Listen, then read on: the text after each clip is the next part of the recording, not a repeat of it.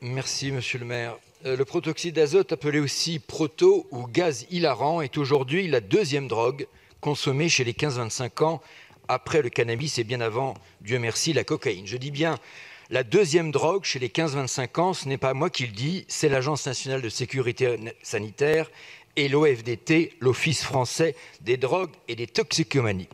Le proto, c'est cette petite capsule, là que je vous montre, que l'on trouve en vente libre dans toutes les drogueries et qui sert à la mise sous pression des siphons de Chantilly.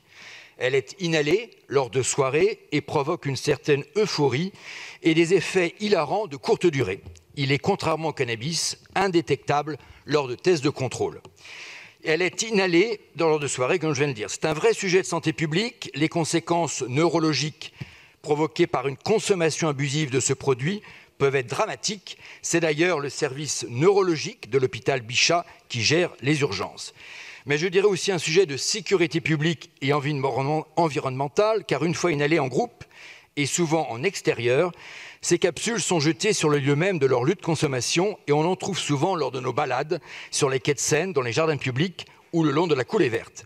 Problème environnemental donc, mais aussi de sécurité. Imaginez un instant un enfant tombé sur une capsule partiellement consommée. En 2019, le Conseil de Paris avait déjà évoqué ce sujet. Une campagne de prévention aurait été actée. Elle a été très discrète et essentiellement tournée vers les associations de quartiers sensibles. Alors qu'aujourd'hui, sa consommation touche toutes les catégories sociales et tous les arrondissements de Paris. Quant à l'interdiction de vente aux mineurs, et c'est l'objet principal de ce vœu, vous aviez, Madame Souyris, en 2019, déjà relevé la gravité de sa consommation, mais estimé pas utile son interdiction, jugeant, pour reprendre vos propos, que l'interdiction interdit ensuite de faire de la prévention, ce qui, vous le savez, n'est pas totalement exact concernant les campagnes de prévention de drogue et notamment à destination des mineurs. Vous aviez également souhaité en 2019 une étude. Aujourd'hui, l'heure est grave, la consommation de drogue est grandissante à Paris et très inquiétante en cette période de Covid.